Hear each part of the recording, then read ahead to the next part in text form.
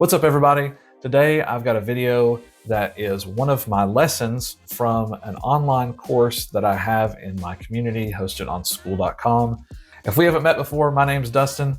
I've been teaching drum lines for nearly 2 decades, and I make these videos and run an online community to share my knowledge that I've gained and my experience with you so that you can take the guesswork out of running your drum line and you can actually get to fixing the problems and making them better.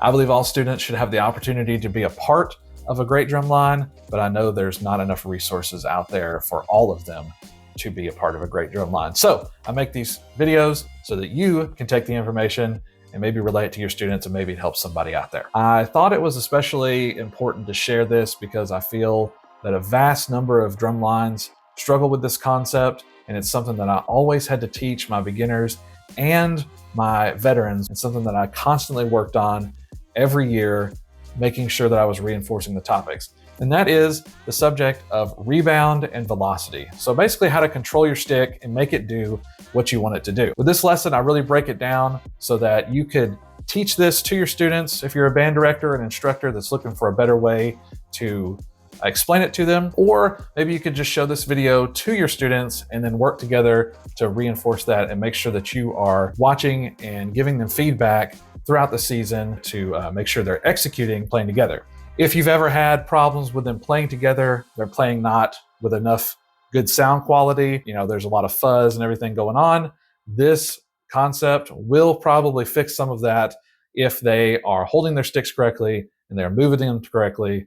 It's a lot easier to clean them and it's a lot easier to tell who's wrong and who's right. So hope you get some tips and tricks that you can use. Without further ado, enjoy.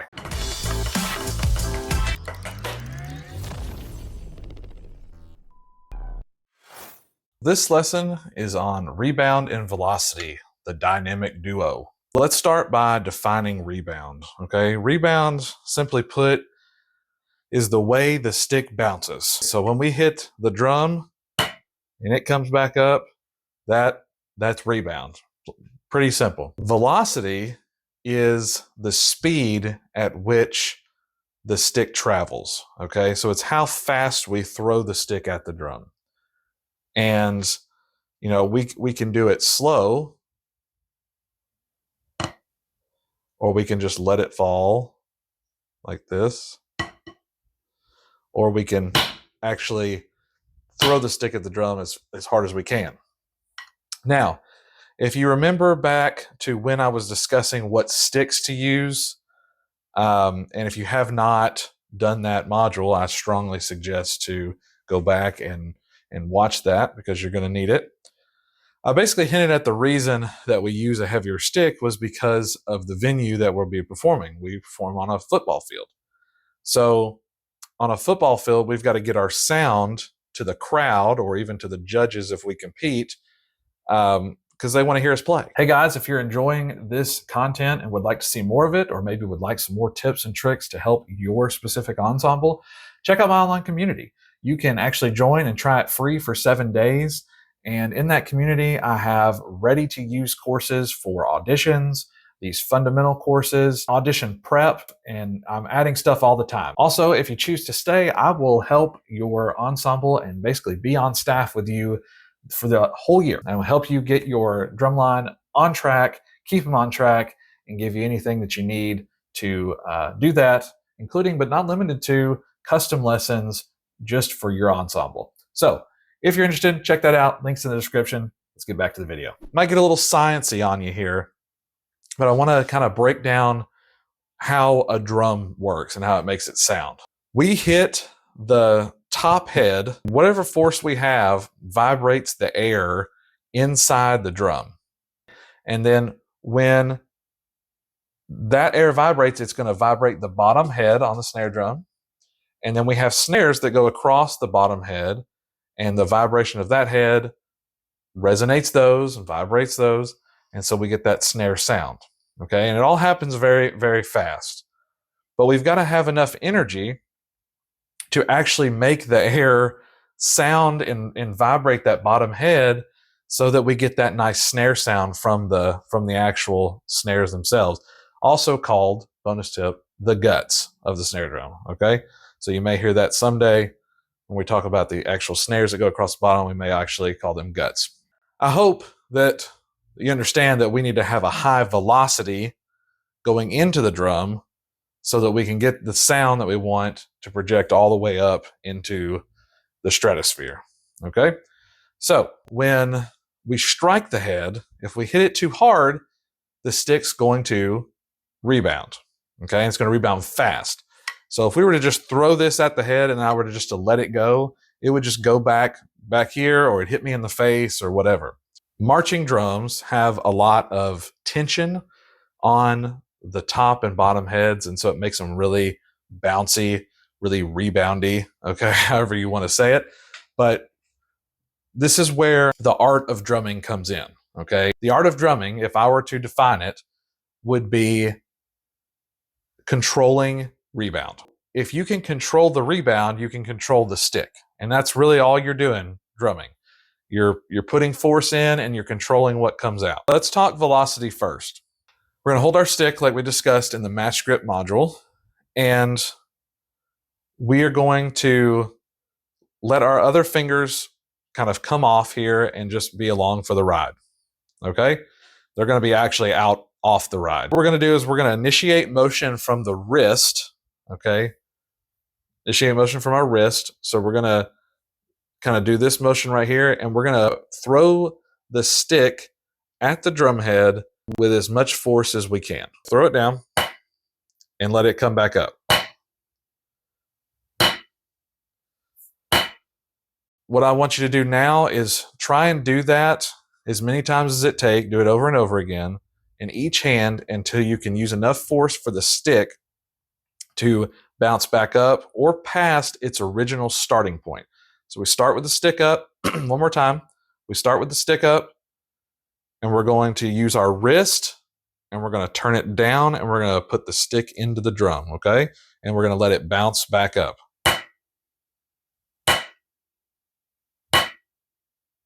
It's okay if it gets a little loose here. The main thing is just how fast can you put it into the drum head and how fast will it come back up right there. Okay? And now go ahead and pause the video at this point. And go ahead and get some reps in on your own on both hands, doing it on the left hand too. Whoops.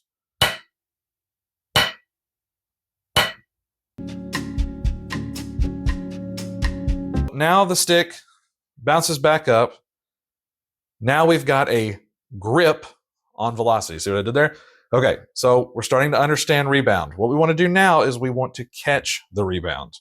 What I want you to imagine is you're bouncing a ball, okay? It's going to be a basketball, soccer ball, a bouncy ball. It really doesn't matter. So when we bounce a ball, we're thinking about bouncing a ball. We don't just throw the ball down to the ground and then leave our hand here, okay? And we don't catch the ball here and then pull the ball up and then throw it back down again. What actually happens, if you think about it, is when you push the ball down, you actually release it and then react to the anticipation of the ball coming up. And what you're doing is your hand is getting out of the way of the ball so that you're catching it at the height of its rebound, and so you can control it and push it back down, okay? And depending on how much force you throw it down with is, of course, how high it's going to come back up and what speed it's going to come back up, or velocity. We're going to apply the same principle to drumming. Now, the mechanics are a little bit different because you're going to actually use your wrist to turn, okay, and push the stick in, but the idea is the same. We got to get out of the way of this fast rebound that we just worked on so that we can catch it where we want to, and then we can push it back down. We're going to go ahead and put all of our fingers around the stick. We're going to leave them loose. They're going to be touching the stick. They're going to be holding on, but they're going to be loose, okay? So the stick is able to move back and forth, and our hand is able to open up, okay, and let that stick go. But we're never going to take, at least for now, we're not going to take our fingers off the stick. We're going to try to keep them on. We're just going to open them up as needed. Okay, so we're going to start up, and we're going to do the same exercise, except our fingers are going to be on this time, and we're going to concentrate on getting out of the way of the rebound. We're going to try to catch it where we started and not let it go past or like this or any kind of funky movements. Okay, we want to do straight lines up and down. So let's try that.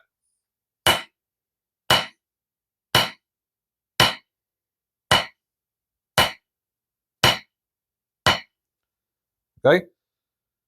What we don't want to do is, and what I see a lot of beginners end up doing, is they do something like this where they push the stick down and then they actually pull it up with their wrist. All right, so it looks something like this.